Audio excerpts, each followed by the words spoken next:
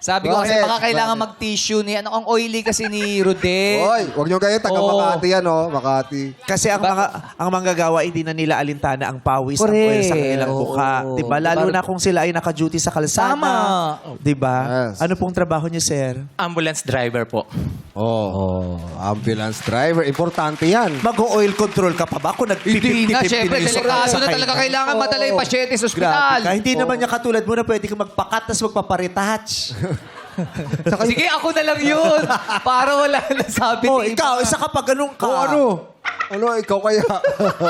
Papatagdag pa lang ilaw. Pasensya na kayo kasi yung ambulance na pinagdadamahin niya, walang windshield.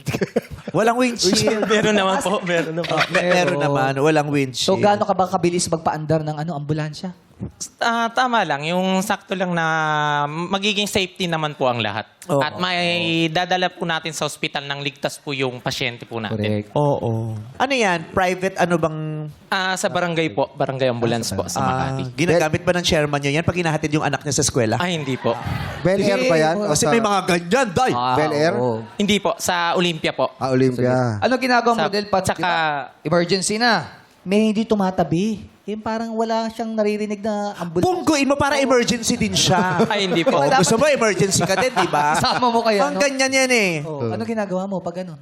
Pag gano'n naman po, syempre, pini-PA na lang po or kaya bubusinahan. Pero kung hindi, PPA, ano ibig sabihin? nagpa-public advice po tayo May sa mic. gamit po ng mic.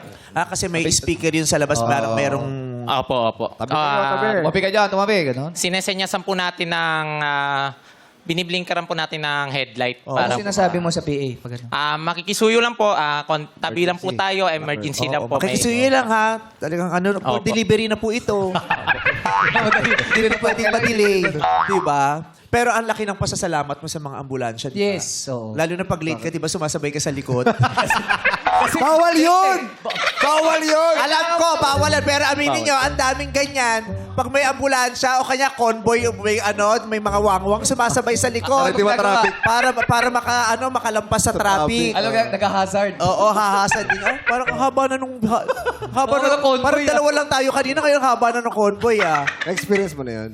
Yung may sumusunod sa sumasabay sa likod mo? Opo, madalas po yan. Halos araw-araw ganyan po. Lalo na yung mga motor. Marami po. Minsan ba nga po, nakikipag-unahan pa sa amin, lalo na pag traffic. Pag may sumusunod at pinipiin nyo rin. Sinasabihan naman po namin. Walang susunod, isusunod kita. Tama.